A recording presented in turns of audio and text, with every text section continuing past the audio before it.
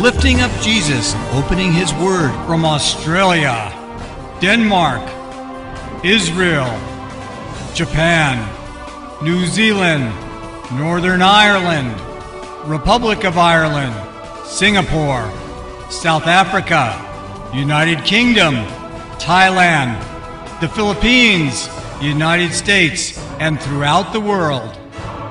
You're watching Moriel TV.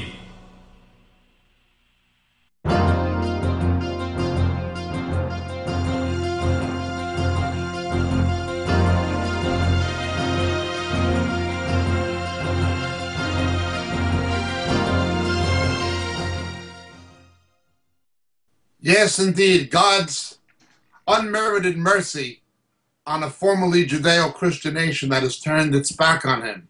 Britain voted, almost I would say miraculously, to leave the European Union. Hopefully it will stay the course and get out. For many years, many people, myself among them, and I mean well over 30 years, have been warning that what we see transpiring in Europe is the embryo of what the Hebrew prophet Daniel saw in Daniel chapter 2. And so I'm looking just at Daniel chapter 2 in terms of the last world confederation, which would in some way reconfigure the European powers that were part of the Roman Empire.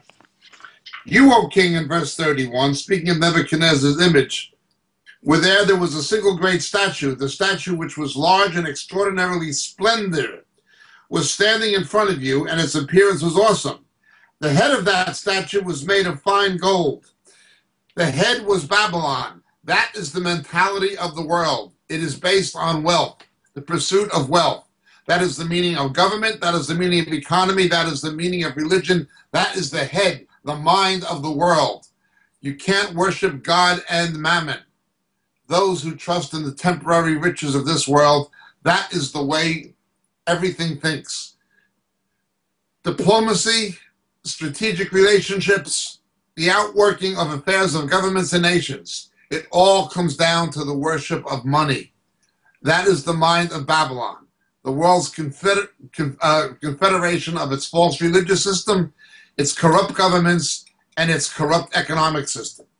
That is the head. But then we continue to read, its breast and its arms of silver. The next was the Persian Empire, 2 arms. The Medes and the Persians was the silver. Gold is non-corrosive. It has some enduring value because it doesn't oxidize. Silver does oxidize. It's a precious metal, but it doesn't last as long. And either did the Persian Empire. It endured, but it did not last as the predominant world superpower very long. God just used it for His purpose in restoring Israel at that time. But then we continue to read even beyond that. Its breast and its arms of silver, its stomach and its thighs of bronze, and its legs of iron, its feet partially of iron and partially of clay. The next thing we see is the iron or the bronze, nachoshet in Hebrew. This is the Greek world. The reproductive organs, obviously, are in the abdomen and in the pelvic region, and that is bronze. Greece had the seminal influence on Western civilization.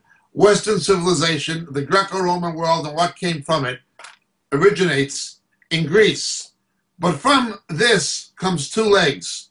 The Roman Empire had an eastern half, which was Greek-speaking, and a western half, which was Latin and Greek-speaking. These were the configuration of the 2.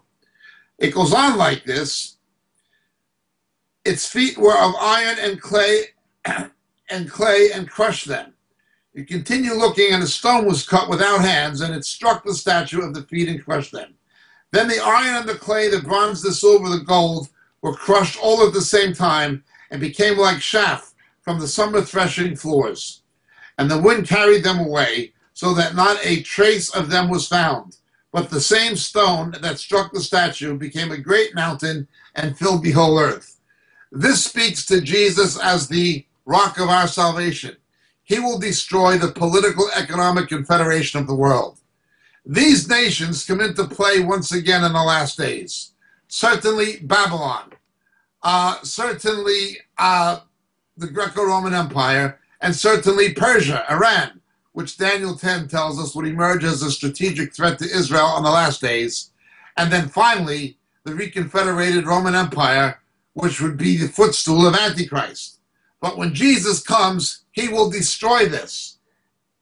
The stone that struck the statue became a great mountain and filled the whole earth. This speaks obviously of the millennial reign of Jesus that will replace the political, economic, religious system of the world. He goes on and he interprets it, but we're told the following, beginning in verse 40. There will be a fourth kingdom, as strong as iron, inasmuch as iron crushes and shatters all things. So like iron that breaks in pieces, it will crush and break all in pieces. In that you saw the feet and toes, partially of potter's clay and partially of iron. It'll be a divided kingdom, but it will have in it the toughness of iron, inasmuch as you saw the iron mixed with common clay.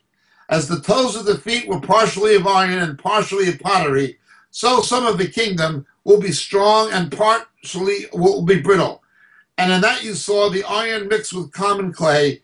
They will combine with one another in the seed of men, but they will not adhere to one another, even as iron does not combine with pottery. Some people naively were speculating for many years, as soon as you get 10 nations in the European Union, that's going to be it. It's not like that. The 10 has to do with something different. Right now, when you look at Europe, there are about 25 nations. The only ones that really count are the iron, not the clay. The weak nations simply try to adhere to the iron, but it doesn't stick. The countries that are in the European Union, but are also in NATO, and in the Western European Union, the WEU, which is separate from the EU, these are the 10 countries that matter. They are the 10 primary countries that were in the Roman Empire and continental Europe. Italy, Greece, Portugal, Spain, Germany, Belgium, France. There's 10, total of 10. These are the countries that are the most important, and somehow this will be the platform for Antichrist. The others will be in their orbit and try to adhere to them, but it won't work. They will try to make a federal Europe repeatedly, but it won't work because iron does not adhere to clay. But the other way they will do it is that they will mix the seed of men or combine with one another in the seed of men. They will push multi-ethnic, multi-racialism and try to make a multi-ethnic society in Europe through the use of immigration as a means of social engineering. These things are never, ever, ever going to work. You have to understand what is happening. Why is Europe pro-ecumenical? And why is the Roman Church and the World Council of Churches pro-Europe? Europe is post-Christian, neo-pagan. These churches and religious institutions are no longer viable. They no longer have a purpose. Therefore, they need a political agenda to remain relevant to society. On the other hand, if you look at somebody in Ireland, the Celtic country, somebody in Austria, which is a Germanic country, somebody in Poland, the Slavic country, and somebody in Portugal, which is a Latin country, we've explained this before, they have nothing in common in terms of language, history, culture, cuisine. The only thing they have in common is in nomine Patri cum Filio cum Spiritus Sancto, Roman Catholicism. They need to have an ecumenical church to fuse these people together. Religion is one of the mechanisms to try to make the iron stick to the clay. They need to try to reverse the Reformation and push the ecumenical agenda under Rome to try to resurrect the Holy Roman Empire, which was neither holy nor Roman. Now, when you go back to the Holy Roman Empire, the religious access was controlled from Rome by the papacy. The economic and political access was controlled from Germany, where the emperor was chosen from. It's the same thing. Germany dominates Europe economically and politically, but then they need a religious counterpart to that. They also need to try to make the iron stick to the clay in terms of a rapprochement between the Eastern Orthodox and the Roman Church. Great Britain and Ireland were never fully part of the Roman Empire. Not even all of England. The southwest of England, Cornwall, Celtic England, was never part. Scotland was never part. The Emperor Hadrian built the wall across the north of England to keep the Picts and Scots from attacking York, the Roman capital of the north of England. The Irish were known as Hibernians by the Romans. The Romans didn't want them. The Romans said that all of their wars are happy and their songs are sad. That's how the Romans viewed the Irish. They really didn't want them. The Romans didn't make a lot of distinction between the Irish, the Scottish, and the Welsh. They saw them all as Celts. Wales was never part of the Roman Empire. Britain was never fully in it, only England, and not even all of England. I thank God that Britain is pulling away from this.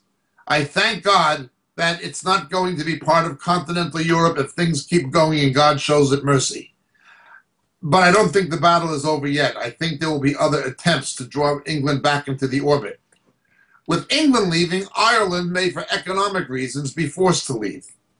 Nonetheless, I have no doubt that what we see transpiring now in Europe is undoubtedly the embryo of what Daniel chapter 2 predicts.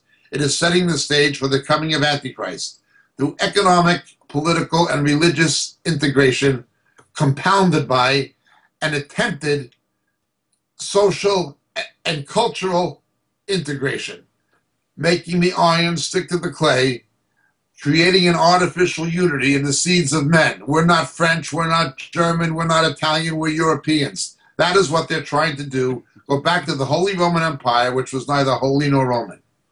The nation state is disappearing. Now, we've explained this before. Federalism failed and collapsed along with socialism in Eastern Europe. The former Yugoslavia, the former Czechoslovakia, the former Soviet Union, these federal states broke up. Federalism is breaking up the United Kingdom.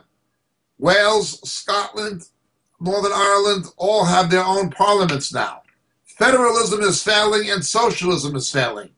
Yet the European Union is trying to push something that has failed in Eastern Europe and it is failing in Britain. They're trying to push it in continental Europe. Federalism and socialism, an unelected socialist bureaucracy whose power trumps or supersedes the power of the national parliaments. Thank God Britain has gotten out of this, because without doubt, this is going to set the stage for the coming of Antichrist in collaboration with coming events in the Middle East. God has shown mercy on Great Britain. The faithful Christians in Britain have been praying and praying and praying. My hope now is that God will also show mercy on America and Canada and on Australia and New Zealand, the other English-speaking democracies. We don't deserve God's mercy, but may He give us one more chance to repent before Jesus comes. The European Union began as a common market. Surreptitiously and by stealth, it morphed into a political union, something that no one ever voted for or wanted. They use money to get people into it, and once you're into it, then it becomes political. Again, the head is always Babylon. It's always about the gold. Once the money goes that way, the rest will tend to follow. Money makes the fallen world go round, not Jesus. God has indeed had mercy. The issue was not simply the loss of British identity and sovereignty, or ethnic preservation of the Anglo-Saxon and Anglo-Celtic people. It was not even about those things. It was about the preservation of democracy itself, to be governed by Euro-socialist, godless people, making decisions on back of closed doors that they can impose above the power of your own elected officials. These bureaucrats who you can't even remove.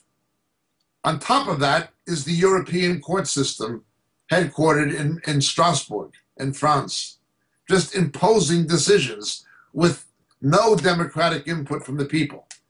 Now, this is also happening in the United States, where the Supreme Court and federal judges legislate from the bench. This is absolutely a global phenomenon.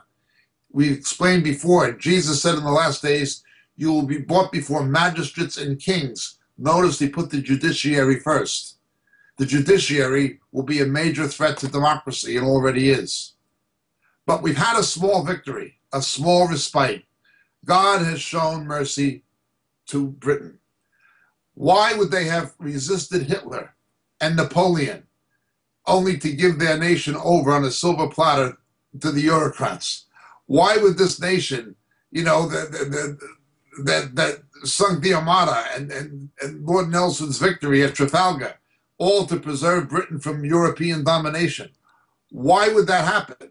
Why would the Act of Union, uniting England and Scotland to stop a Roman Catholic takeover of Great Britain, with Bonnie Prince Charles, why all this history of resisting Europe when you have corrupt politicians willing to betray the nation? Well, God has intervened. He's answered the prayers of Christians. I don't know how far this is going to go. I don't know how long it's going to last. But I have no doubt it was the prayers of many Christians in Britain that has caused this to happen. Please may it come to its natural conclusions. And please may this period of respite open the door for a repentance and a resurrection of the true gospel preaching church in England, because the mainstream denominations are morally, spiritually, and ethically dead. The same in the United States. There's a reaction against the establishment. Again, I don't endorse political candidates, but I do hope that the Lord will show similar mercy to the United States that He's shown to Great Britain. Britons never shall be slaves. Rule Britannia, Britannia rules the waves. Britons never shall be slaves. But the glory goes to Jesus. He answered the prayer of the believers in the United Kingdom. My name is Jacob Prasch. God bless and thank you.